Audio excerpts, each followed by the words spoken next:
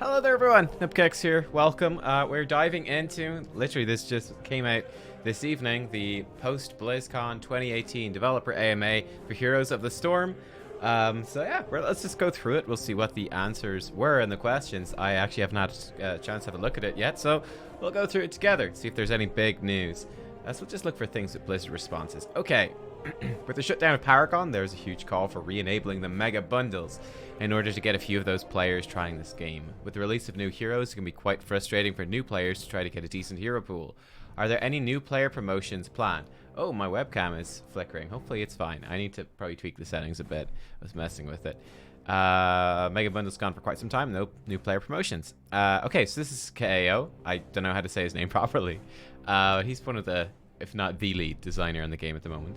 Thanks for the question. We've definitely heard this feedback on the Hero Mega Bundles. Are actively discussing revisiting the new player experience along with new player promotions again. We're still early in those talks, so I can't commit to anything there yet, but it's important for us to continue improving the ways new players discover and access our heroes. Mega Bundles for one instead of the... Okay, okay. So basically, nothing. Great, okay. Question from China. Next year's BlizzCon will hit the 5th anniversary of Heroes of the Storm. Wow. Looking forward to celebrate this moment. Will there be any special events? I don't think there's a reply. No, nothing here yet. Chaos OS. Ooh, he's got a really good blog. Anna's Level 1 quests seem to have a lot of issues with encouraging bad gameplay. Any plans to change Anna's Level 1 tier up? Blizz Daybringer replies, shh, I'm not actually in this AMA, but yes, it's on the to-do list. Okay, great. Awesome stuff. Yeah, more stuff for Anna's Level 1. Cool. Yeah, that's important, you know, just removing quests that make you play in a very weird way, like, you know, using the grenade offensively as opposed to actually using it to heal your team, because that way you build up stacks, that sort of thing. Lie to us about something we shouldn't know yet. BlizzLana B, all you can eat waffle stand at BlizzCon 2025. That sounds amazing. I don't think I've ever had American waffles, but I would say that American waffles are probably going to be very good. Cavalier Guest. Oh, he also has some really great stuff. Him and Chaos OS, two of the top guys for educational content. With the upcoming XP changes, particularly for camps, is there going to be a consistency pass so that the same camps function the same way in each map? Currently, Volskaya and the Hanamura turret camp award XP differently. This is very unintuitive for players. Blizz Cooper, lead content designer. Hey Cavalier Guest, great question. We'll definitely take a look. Sounds like a bug, and I'll bring it up to our map team. I know that design group was revisiting how much experience Mercenaries award, discussing where we wanted each camp to land with the gameplay update. I'll double check this didn't get overlooked. Thanks. Okay, cool. I like it. I mean, I think that camps should be, you know, similar across maps. It's already hard enough learning different things on all the different maps, especially for new players, like we mentioned earlier. So the easier they make that, the better. Okay. Here we go. Okay. In the most recent patch, you adjusted spell inconsistencies listed in this post, but spell power is the only one inconsistent multiplier. So my question is, will multipliers get a general consistency pass? Right now, abilities like Anna's W, Gul'dan's W have multiplicative healing and additive damage simultaneously. Oh wowie. Okay, this is all very confusing and matsy, but let's say Vala, trait, gets multiplicative interactions, E as well. Or Fia, trait determination, all that sort of stuff. Okay, cool. Blizz Neyman, live designer. Can't give a timetable, but will likely expand the pass that we did on spell power to include all of these multiplicative modifiers in the future. You can expect anything that should be multiplicative to have its tooltip changed, and anything that should be additive to be fixed on the data side. That's great. Again, just, you know, just stuff being clear and intuitive so you can actually work out what it does. Pedro from Spain, what's the criteria you check to decide when a hero is a bruiser? Very popular in the role update video I did. Lots of discussion and what's a bruiser, what's a tank, and all that sort of stuff. Hey Pedro, thanks for the question. Over time, we've shifted our philosophy as we learn more about the game and making content for Heroes of the Storm. We currently view a bruiser as a character who is a fairly frontline, tanky character who can also solo lane effectively. This usually means these characters need good self-sustain, decent wave clear, and can be a threat when they engage the enemy team, especially if they can get onto the healer or squish your ranged assassins.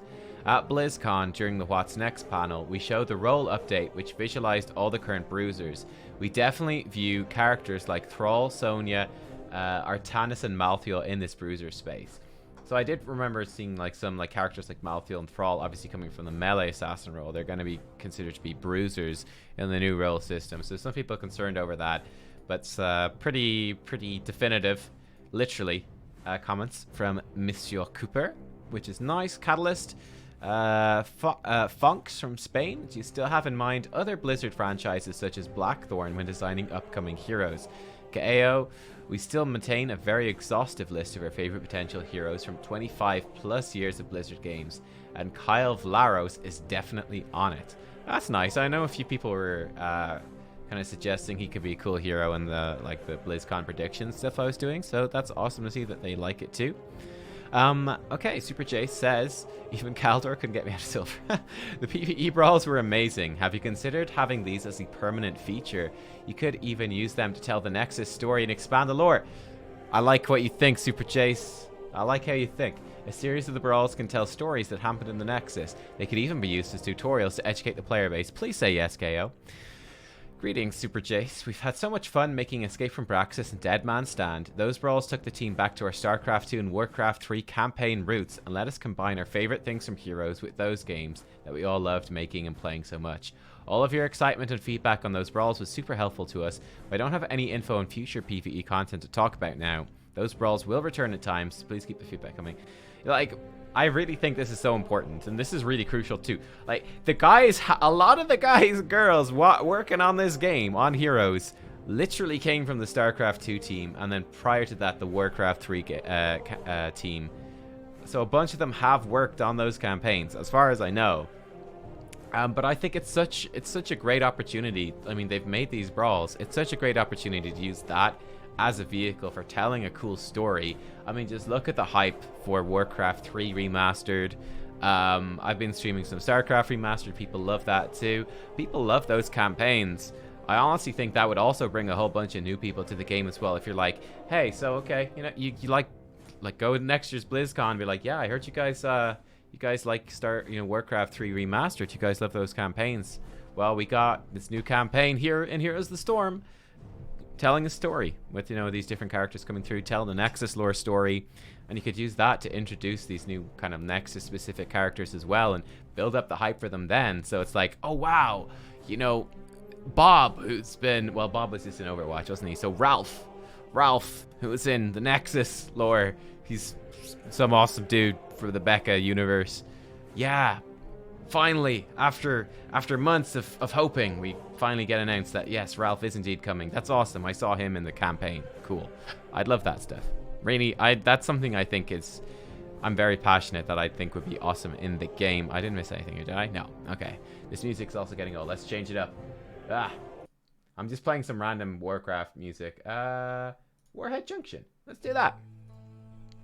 About the XP changes, I'm concerned about maps who are known to have weak objectives in the early game. The prime example is Infernal Shrines, where it isn't rare that people just ignore the first objective and soak instead. With the upcoming XP changes, it seems to me on similar maps it becomes the standard strat to just ignore objectives, go soak, because even if you lose the fort and towers, the enemy won't gain a big advantage from it. The objective simply isn't strong enough to be worth it. How did the XP changes play out during your test in that regard? Do you even have plans to tweak some objectives to counteract that issue? Hey Yuko, thanks for the question.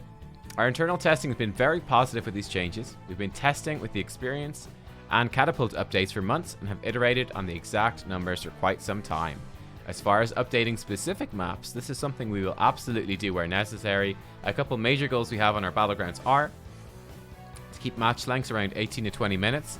With historical data for all of our battlegrounds, we see match length increase on any specific map. We can easily react to it. Map objectives should always feel impactful to contest. Teams should want to strategize around how to best win these events.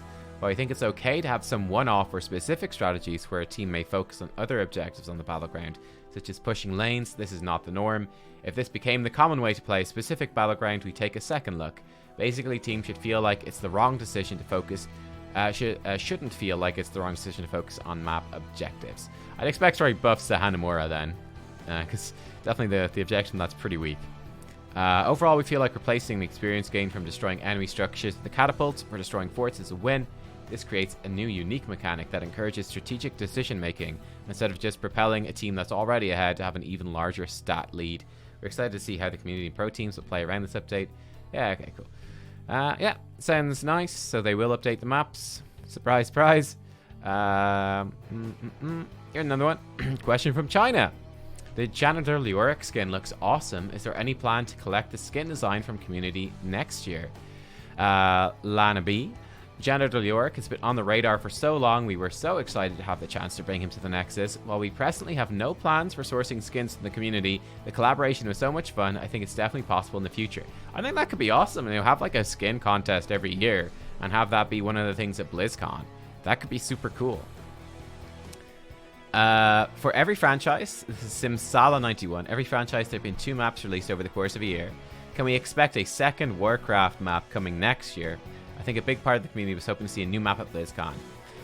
Hey, Simsala91, anything is possible in the Nexus. Oh, yeah, I mean, I would definitely expect another Warcraft map. I think that's quite likely, and we'll see. Who knows what it will be, though. Could be fun. I mean, it could be like a Warsan Gulch or a Arathi Basin, because I know that those are getting reworks in WoW, plus WoW Classic coming out too. Makes sense, like they're the ones from that. Could happen. Spazo. HotS, can Mecha Tassadar get an updated mounting animation? Right now, he just uses the generic rub my hands together till I mount up animations. We've got this really cool, unique mount. We also have a company longer. Okay, cool. That's the magic of the Nexus. For real, though, this is definitely his general channel animation. We have a list of heroes and animations need some anim love that we try to go back to and update whenever we have a spare minute. Bala recently got a new hearth animation. Jimmy finally stabby stabs with that giant bayonet. The balancing act between creating new content and revisiting old is a tough one. It's definitely on our radar. Cool, cool. Chaos OS, again, with combined Team League, Hero League, use our Hero League or Team League ranks to start with. A lot of those questions myself, actually, on my videos. Another solid question from Blizzio. Rank points are going away, so placement and progress in the new rank ladder will depend entirely upon your MMR. Let's talk about reseeding. We're still discussing some of the specifics for the process, but we're considering taking the most recent average that we have for the player across both queues and to use that as the base MMR. Once we have this information, we'll perform a soft reset of the ladder, which will normalize players into reasonable starting positions for the new ranked mode. We'll be sure to have a blog post go out alongside these changes to explain the process in detail. Yeah, I mean, it's soft reset for season. It's pretty standard. I think that's kind of expected. And yeah, best thing is probably just to take an average. Yeah, we will see. How will this affect players who have very high MMR in Hero League, but their Team League is vastly lower? In an extreme case, you could have someone who's a Grandmaster in Hero League but Gold in Team League since they don't play it often. Really? That would be hilarious. I don't think I've ever seen that, but okay. They could be seeded in Diamond or Platinum despite being a high-performing player. I mean, they just stomp all their games then and have fun. I think it's fair to say there'll be some special cases and extra logic necessary to arrive at the final MMR that we'll use for the soft reset into the new ranked modes. Number of games played, recency of those games will play a role. Okay, cool. It sounds fine. I mean, we'll see how it works out. We'll see how it works out. Chaos OS, again, he loves his questions. TLV hasn't seen any love in a long time for a lot of reasons. Now that the team has been working through so many reworks, when can we expect some changes to them? Hey Chaos OS, thanks for the question. The Lost Vikings are on our radar, but they won't be receiving a major rework in the near future. We could easily look to give them some balance updates in a more timely manner though. TLV remains a hero that a small but very passionate group of players play. We definitely want to make sure that any major rework we do embraces what players love about this character. Okay. I think this is interesting. I mean, it's also the big question of will they introduce more weird heroes?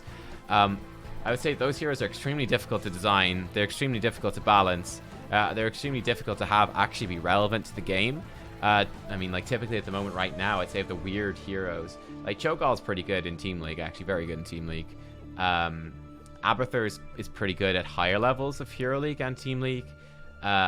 But I mean, like, the Lost Vikings aren't great at all. I mean, Murky's not great. What other weird ones are there? I don't know. They're like the weirdest ones, I guess.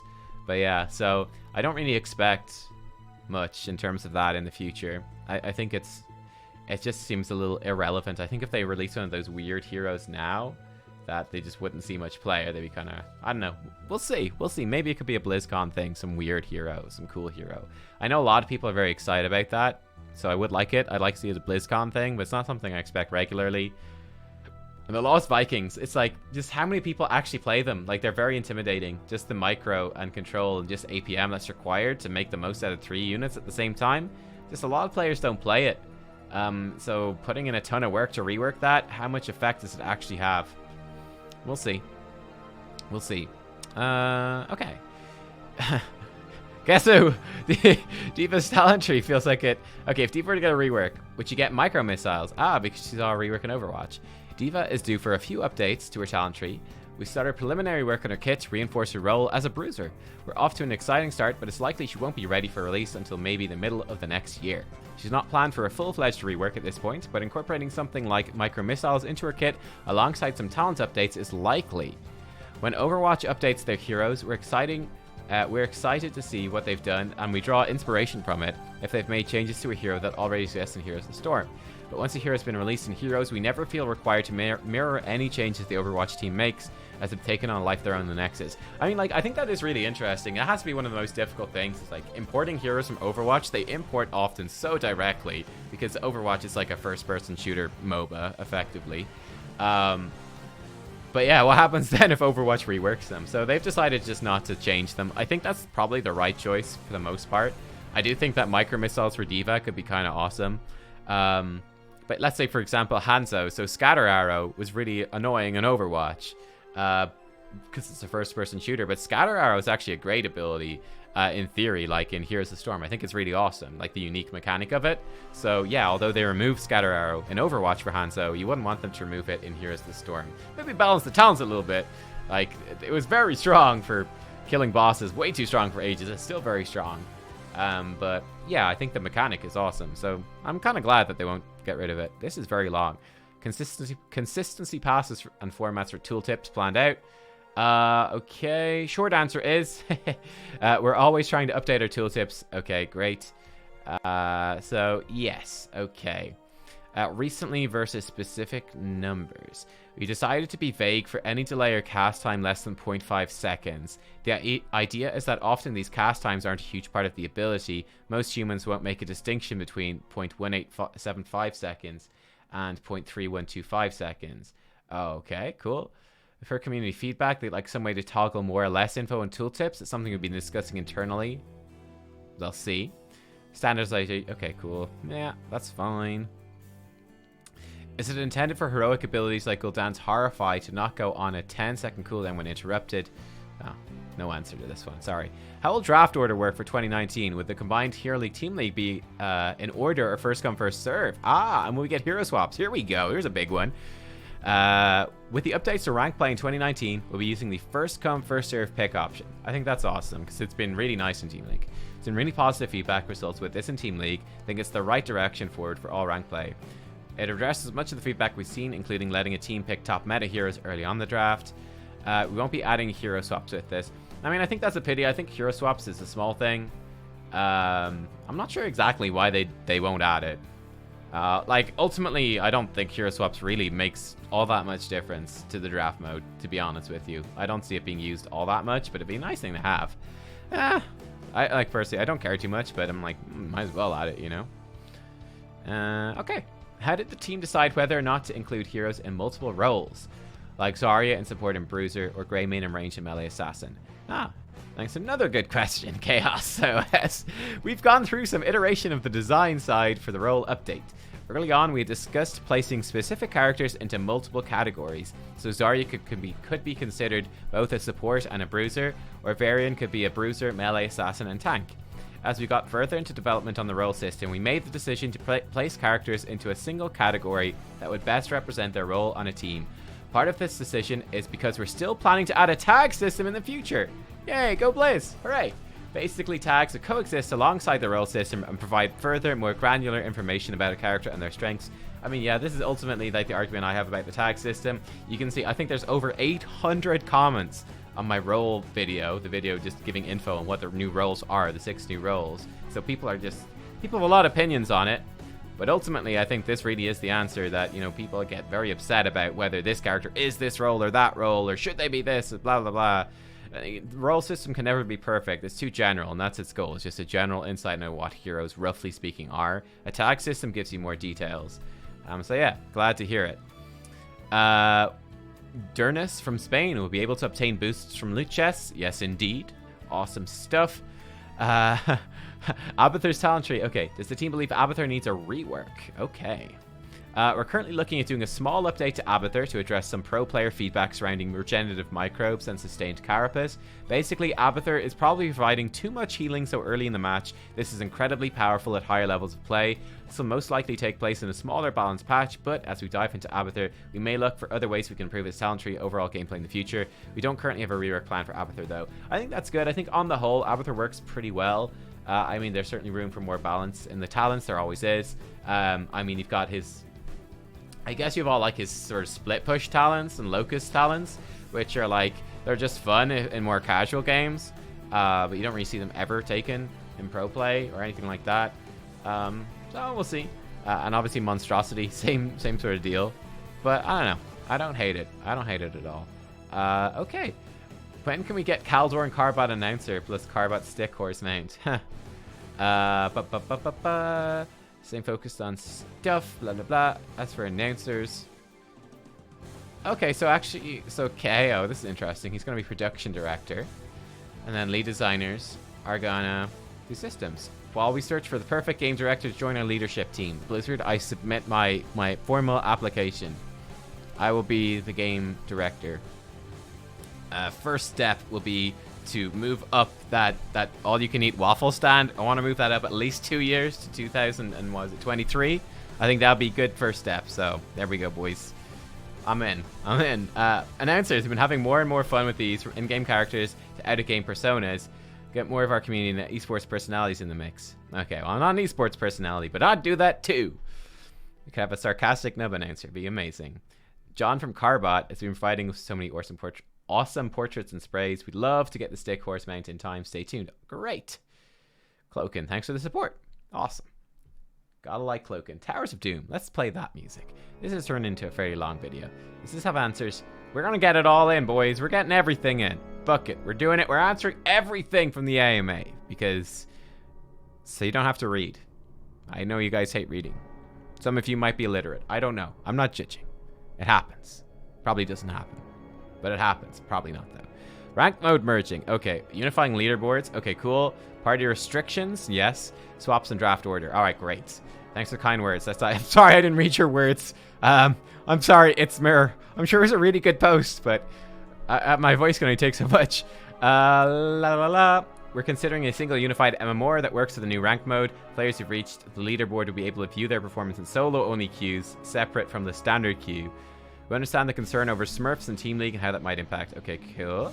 Party restrictions, as well as hero ownership and level restrictions, will return with the release of the new ranked mode, perhaps even sooner than that. The one big change we're planning on making here is that if you queue as a group of 5, we'll remove these party restrictions, but set the party MMR to match the most skilled player in the party.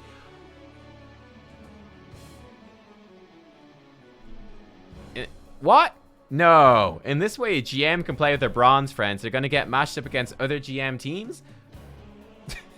Why the fuck would anyone do that? It's like, well, you want to go into ranked. You're Grandmaster. Well, if you take your 4 bronze friends with you, good news. You can play against 5 GMs. I'm sure that will be a really fun match. So that sucks. That is crippling. Like, that's really crippling. I really do think that's too harsh. Like, I will just say this, certainly like talking about GM, right, and being at the top of the ladder, it's very difficult to get, like, it's almost impossible. It's very, very hard to get like 5 GM players together even to play. Like, even me as a streamer, that's hard to do. I wouldn't often get that at all. It's hard to get people of like that, certainly at high levels of similar skill. So you'll often take people that are like, you know, lower level GMs or masters. And there can be pretty noticeable skill differences there, but it's still close enough that you can have an enjoyable game. But that gets really punishing then. If you got a really high GM on your team, that's like, well, you know, that master guy that's coming along, well, sorry, you know, he's going to be treated, you know, your MMR is going to be as if he was, you know, this like GM number 5 as well. That kind of sucks, like a lot. That just basically means you'll never queue as 5. It's just cripplingly bad to queue as 5. Like, unless you're Team Dignitas, and you're like, well, fuck it, we're Team Dignitas, we're all amazing, let's go. It doesn't matter if our MMR is all the same. So I don't like that. I think they should change that. Bad idea. That's enough talking about that. Bad idea. Bad. Swap drafts. First come, first serve pick type has been quite successful so far. Discussed adding it to Hero League in the interim before the new rank mode is released. I mean, one thing we could have here is, you know, like they're probably talking about this, you know, obviously queue within one league of each other. Like if you're Diamond, you could potentially go with a Master player or with Platinum. If you're Silver, you could queue with Bronze or Gold. I think that's probably fine. But yeah, I don't like that. Anyway, we can come back to it. How does the team feel about enemy player names during drafts? Huh, okay. The proliferation of one-tricks in GM. Yeah, okay. This is a great question. Originally, this change was made alongside another one that prevented players from inspecting the profile of members of the opposing team. And this is a good idea. This was done in part to prevent lower ranked players from having their 1 or 2 characters banned out from beneath them while they were still improving. With that change in place, we definitely have seen a slow rise in one-trick players reaching high diamond even masters, which creates a problem planned to once again allow you to see the names of the players in the opposing team. Oh wow! We still won't allow profile inspection. Okay, we think this protects lower ranked players who have far larger pools of competitors to play against, while allowing high ranked players the ability to eventually identify that one guy who picks Artanis in every single draft. Yeah, that's pretty interesting, alright. So basically one-tricking means you just play the same hero every single time. So you kind of know all the ins and outs of that hero. And yeah, I mean, I don't know. I don't know if I have a huge problem with it, to be honest. I don't know. I'm curious to know what other people think on that. I mean, I don't really play competitively anymore, so it's not really my place to say. People like it. Fair enough. Okay. Yeah, cool. But yeah, you'll need to know who the players are. I mean, you'll get to know them. Pretty much Master GM for sure. Could you tell us a bit more about the major steps in making Orphea and the big changes made to her design? Okay. Early in Orphea's design, we some concept art portrayed her as a dancer. Her initial base kit had elements of dancing in it. We loved the idea of dancing in and out of combat, so initially her Q, Shadow Waltz, forced her to dash forwards. Her W, Chomp, caused her to be knocked back baseline, similar to level 4 talent Backbiter. We love the gameplay style, but one of our goals for Orphea was for her to be approachable for players of all skill levels. Having an ability that forced you to dash forwards was causing some players to constantly overextend and miss their Shadow Waltz entirely. Since there was a dead zone between the dash and damage areas. So he took a step back, decided to let the player control the dash direction. Okay, that's interesting. All right, nice. That's about as much as we need to know. One sec. Okay, cool. We're good. Question from China. In What's Next panel this year, the Battleground updates are less mentioned. Any plans for new Battlegrounds next year? In additional, we really like the map features and variety. By any chance, the day-night cycle change of Garden of Terror will return? I do think that the day-night, cycle, that was pretty nice. That was cool. I mean, even just the visual thing. I received a lot of feedback that the extended periods of darkness could be straining on players' eyes. Overall, made the map not as pleasurable to play on. Alongside the game, I'm surprised, but okay. Alongside the gameplay updates, this was a major focus for us when reworking this battleground. I absolutely would never have guessed that was the case, but there you go. So no day-night cycle returning. Continuing to update Battlegrounds remains a focus for our team. In 2018, we had the pleasure of finally bringing a Warcraft Battleground to the Nexus through Alterac Pass. It was a really great moment for the game and community. It's also important for us to continue to revisit existing Battlegrounds, and our team is passionate to rework both Han and Murrow Temple, Garden of Terror. Yes, okay, great. Who do I have to bribe for a Jeff Kaplan announcer? Jeff Kaplan! There you go. That would be pretty cool. Upcoming quick match changes. Cavalier Guest will help with learning the standard game with always having a tank support ranged, but HotS as a game has one defining element over other MOBAs. Maps. Not knowing the map you're going to be on in advance is still a huge detriment, particularly for non-generalist heroes. Are there any plans to let people know which map they'll be queuing onto in some way? Yeah, it's very interesting. So for example, the Lost Vikings, we mentioned earlier, they're good on some maps and terrible on others. So in quick match, can be punishing. Hey, this is a good question. It's something we've discussed internally, but we don't have any plans to make changes as of yet. We love that quick match is a casually competitive experience where players can select a hero they want to play, quickly hop into a match. At the same time, we understand that more specialized characters may have a harder time on specific battlegrounds, for example. For example, Abathur plays very differently on Battlefield of Eternity than he does on Cursed Hollow. We're not sure this needs to be addressed, but I'm curious how you'd expect this to function. We've discussed allowing players to queue as a specific role in Quick Match, then view the map before locking in their hero. We've also discussed things like having a single map available for a small window of time, and you queue knowing which battleground it is ahead of time. Both of these require a significant amount of work though, so we're cautious of spending a large amount of development time on this. Yeah, I don't know if it's necessary. I'd probably rather have the development time go elsewhere, personally. Yeah, anyway. It's important to remember that, I mean, you can still play unranked draft and kind of get that experience. Important to remember there are a variety of game modes available, each offer a different experience. Players who are looking for a more competitive experience already have multiple draft modes to choose from. So, in my opinion, I think that, like, looking forwards, considering Hero League and Team League are going to be merged into just Hero League, and that is going to have queuing restrictions, it's going to be the most competitive mode. I think that's cool. I think unranked draft then has a place where you can, like, still do the draft modes. I'd like to see first come, first serve in that too, by the way. So basically, it's essentially the same as the new Hero League will be. Queue up as any party size, go in, except with no restrictions on it, no punitive MMR queuing restrictions or whatever rules, and no ranks, of course, tied into it. No rank points, no MMR, anything like that. Just, you know, match made, but more casual, and play with friends. So that if you are that master with your 4 bronze friends, you can just jump in and be like, yo, let's just have some fun, guys. No stress. We're allowed to do it. We're not punished for it. It's all fair. Great. Let's go. I think that's cool on any of Quick Match. So I think that unranked draft kind of fulfills that need, I think, and Quick Match is just quick. That could be fine. Blind draft could be okay as well. But I don't think you need to, and I don't think it's necessarily good to make more draft modes. I think just having Hero League, unranked draft, Quick Match, 3 different things is pretty good. So that's my thoughts on that, initially anyway. Okay, cool. Will you change the hero release schedule this year? Okay. Wait, you read that they're going to release multiple heroes in one update for reals? That's crazy if so. Oh, Sky Temple. I like Sky Temple. I'm not sure what interview you're referring to. There may have been a misunderstanding. I don't recall speaking to any planned changes to our hero cadence.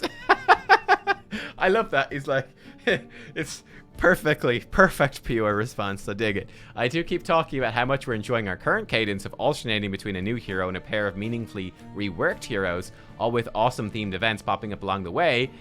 Perhaps that was where the confusion came from. The cadence is feeling really good to me. so yeah, it's like, I really didn't say that. I hope I didn't say that. Oh fuck, did I say that? I fucked up. No. It's gassed. Yeah, I expect them to stick with something like we've got now. One thing I would say at BlizzCon next year, if you're gonna do like established universe characters, I think maybe go back to 2. I think the one hero worked well with Orphea because she's so new. I feel like it was just one character, like just Reinhardt. That might be a bit boring, but yeah. Question for China. Orphea's life in the PTR seems her sustain and burst are very powerful. She's very strong. We have a couple of balance changes lined up for Orphea when she hits live servers. Didn't quite make it to the PTR builds. Specifically, we're looking to increase the base cooldown of Shadow Waltz. Okay. Reduce the power of the Ravenous Hunger and Eldritch Conduit talents. Yeah.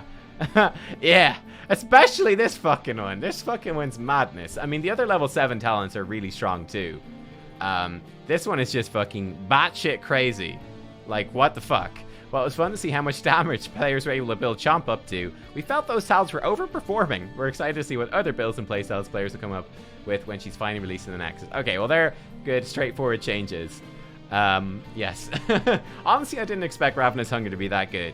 But I think Eldritch Conduit was like... That basically Eldritch Conduits every time you spend Chaos. And you spend Chaos very quickly. You get 5% spell power. Stacks up to 50% spell power. And then when you're at the max stacks at 50%, it gets another 50% bonus. So you literally do double spell damage. And the buff lasts 10 seconds. It's like, okay, maybe that would make sense if it lasted like 2 seconds. So it's like a really high buff if you're just like constantly fighting or something, you know? It was insane. Anyway. Fun times, man. Fun times. Fury HotS. Quick question. Okay. What's the hardest part about animating a brand new hero with no backstory like other heroes? Chomp is my favorite looking animation. I think you all did a very good job. Thank you so much for your kind words. Chomp is my favorite too. They did a lot of this stuff on the panel, so I kind of don't want to go into it more. Yeah, scroll back the Heroes Deep Dive panel, virtual ticket. But yeah, you can kind of read that yourself. It's too long. And yes, What would you say is your biggest misstep or your biggest learning experience? What are you most proud of? Ooh, cool. I don't really have any big missteps. Insert sunglasses emoji here. My personal biggest learning experience as a dev have been two things. Number one, if you think you're communicating enough, you aren't. Two, kindness is integral to success. Okay, work is in the standard definition of a full-time job is kind of nuts when you think about it. No matter what your gig is, seeing the same folks every day for 40 hours a week, that's insane. Humans are naturally selfish creatures. It's easy. I don't see anyone. I'm just alone in my room all day. Oh, it's very sad. It's easy to assume everyone is on the same page as you. Somehow, that could easily result in not properly communicating your ideas, wants, or needs. This makes more work for other people, or things slip through the cracks, or just generally puts unnecessary stress onto your team as a whole, which sucks. Tension like that can lead to a team forgetting that we're making games. You gotta have fun to make fun. Being transparent and kind to those around you makes life easier for everyone, and happier people create better, more beautiful work. Fortunately, this has not been my experience on the Heroes team. Great. As such, I think my greatest success, aside from working on Orphea herself, is the privilege of working with and getting to know the folks on the Orphea team and the Heroes development team as a whole. I know it sounds real sappy. I've wanted to work at Blizzard since I was 12 years old. I've been here just about 5 years now. I still can't possibly express the honor I feel in being able to stand up in front of this BlizzCon audience as a representative of such a loving and passionate team of people. Getting misty-eyed just typing about it. I love this game. Lana B, you are the next Heroes Storm game director. Congratulations. I think that's great. Kindness is awesome. I want to be better at kindness myself. I'm not very good at that sometimes. Will you buff Malthiel's ultimate, Tormented Souls? Right now it's 80 second CD AoE applicator. Yes. We're still discussing ways to make Tormented Souls better. I mean, they gave him the cleaving basic attacks, which took over a lot of Tormented Souls space, basically. Both the ideas are things that have been thrown around, aligned with the way you're thinking about the heroic. Team's been busy prepping for BlizzCon. I expect to see some changes in the coming months to reduce the hero effectiveness disparity. Okay, cool. So, in theory, in Tormented Souls, giving him physical armor, make Reaper's Mark, maybe do more damage, that sort of thing. Cool. Can you explain some of the decision-making that went into making Orphea float rather than walk? Okay, most noticeably, the first concept I ever saw of Orphea, she was floating, which she is in game. Okay, cool. Bonus, Crimson. I'm too tired to read this now. Sorry, guys. Can we get a proper age for Orphea? Will the next comic explain what her magic is besides ancestral/dead? I'm wanting to write things involving her. I would like to know as much as possible. I know what you're up to, F15T _ Guthix. We know what sort of things you're going to write. You're a disgusting man / woman. Orphea is a teenager, with the main value that they're there being the acknowledgement of this being a time in her life where she's defining her beliefs as she steps into adulthood and their herohood. Okay, cool. We see a fourth ban coming. We're not investigating adding a fourth ban in 2019. We'll continue to evaluate the need for a fourth ban leading into 2020. Okay, fair enough. Fair enough. Okay, let's wrap this up soon. I think we're near the end. Let's blast through these last few bits real quick, because this video is hella long enough. I am hella tired. Let's play some Battlefield of Eternity music and blast through this. This video is to put such a classic stylized S on Orphea's locker. Oh yeah, I love that. The whole team. Oscar. Well, good man, Oscar. I love the S. Love it. Any plans to introduce a couple of features Overwatch implemented successfully? Avoid his teammate feature and the post-match endorsements. Social features like the one you've mentioned are great quality of life additions for their player base. We have similar features in mind for Heroes. Aren't quite ready to start discussing them yet. So probably next year's BlizzCon, probably. But yeah, I'd love much more so endorsements. I think endorsements could be awesome. I saw a really cool suggestion on Reddit, which was like you just tip people shards or something. Be like, yo, dude, you are like a great shot caller, have 50 shards. Or you're a really positive person, have 50 shards. That sort of thing. I think that'd be great. Not as big a fan of avoid his teammates. That's open to abuse, so I don't know. The Ravenlord killed a gosh dang Dragon Knight. We're gonna to a new battleground, maybe a variant of Dragon Shard to reflect the current state of the place. No plans to change Dragon Shard. They've actually updated it on the PTR. It's got new graphics. You can see that in the nom nom chomp video, whatever it was. The one with the cookie monster on it. You'll find it. You can see the new visual Dragon Knight thing. So there you go. So cool. But yeah, no big change to the battleground to go with the story. Okay. Okay. Anything interesting here? Okay, so like StarCraft. Yeah, okay. So in the opening ceremony for BlizzCon, StarCraft 2 and Heroes was introduced by the new president. Yeah, let's see. Large an effort to help with the timing of the show. We're also honored to have J. Allen Brack speak to the game. He's a huge fan of Heroes, has been a constant present. Okay, great. Yeah, I mean, I think it really is just like a pacing thing. It's a bit of a pity. It would be nicer to have, obviously, one of the game dudes come out. But then again, right, Glider, not Diablo, right? Heroes team. My goodness. What are the plans regarding ranked decay? MMOR decay system has been doing its work quietly and well for some time. We understand the community's desire to see us get far more aggressive with the application of decay. After the new rank mode is in place, we're making some adjustments to allow for decay to occur regardless of placement status. Yeah, this is really fucking dumb right now. So basically, if you do not finish your placement games, your rank does not decay. Yep, that's right. So, if you are an semi-active player that does your placement games every season, you will decay over the season. However, if you are highly inactive and never finish your placements, your rank does not decay at all. So yeah, hopefully they fix that soon because it's just stupid, isn't it? Anyway, Blizzard classic dudes. So gameplay needs, what the community's excited about, and what they're excited about. So probably not, but maybe. They did mention Blackthorn earlier, so we'll see. We'll see. Okay, cool. Heroes Defy. What's this song? Ah, I know this one. Okay, cool.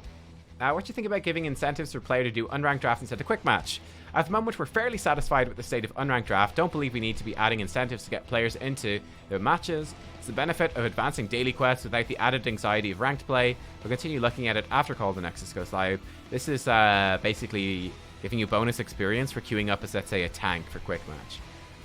But yeah, I honestly, like I said before, I think the space for unranked draft is for going in with a group. Either number one, just experiencing a draft mode, knowing the map, and actually drafting a real team comp that synergizes, or also, yeah, just playing with friends that aren't a similar rank to you, like you would need or ought to need in Hero and Team League combined. So that's the place for it, I think. Okay, cool. So, we totally understand the critique of the story elements put forward this year. As game makers, it was a unique challenge telling stories outside of the gameplay experience. That being said, we're gluttons for punishment. We knew we wanted to do whatever we could on two fronts this year, one action serves the other. Publicly reaffirm and solidify a narrative framework for the Nexus, give Orphea a narrative foundation to stand on. He was so excited to dive into the lore of the Nexus. To make it more feasible, the scope of the story this year has to be pretty tightly focused. Yeah, like, I think the comics are nice and everything, but I really do think it's so important to have the game story actually told in the game, because a lot of people, like, I don't really care about comics, personally. I feel like a lot more people would be interested in the story if it was in-game than outside of the game. And just generally stuff should be in-game as much as possible. Things outside of the game, I personally feel that they're fairly minor, but I don't know. Okay, blasting through. What's the question? Did you have reports about Orphea's animations bringing particular issues either in stuff? Each of Orphea's... feel like she's in a good place. I feel like she is fairly readable. Lots of purple and black FX in the game, though. Zagara, Creep, Cho, Gul, Sylvanas, Gul'dan, Orphea now. So Orphea has the magenta heat. Cool. Okay. Interesting. Okay. Feel like there's a bit of a missed opportunity to introduce her through a mini PvE chapter in game. Yeah, definitely. We did consider this looking to implementation. Unfortunately, we just couldn't get it done. Yeah, I mean, like, it's got to be a bunch of work. I think it would have been great for them to do it, and I'd love to see them. Like I said, I think them building up this team it makes sense. I think this would be a really poggers thing to have. It'd be just super fun. So, Orphea's toothy appearance to her magic simply as she chooses to portray it. Okay, blah blah blah. Ooh. Okay, mad props. Orphea's awesome. Thank you. Great. Any other gameplay type questions? This is too long. We'll continue to bling iconic heroes. That's cool. Okay. That's probably pretty much everything. Looks like that's everything, boys. Woo, we got through. We skipped a couple, but I'm getting tired. This is long. I didn't think it would be this long. My goodness, there's a fuck ton of stuff. I hope you guys enjoyed. Let me know if you'd like me to do something like this in the future, or if you prefer like a shorter edited video. Yeah, that's interesting. Some cool insights, like a few of them. Not too many, but a few little ones. And yeah, nice. So you guys can check it out yourself if you want to read some of those more in depth. And yeah, thanks for watching, everyone. See you next time. Bye-bye.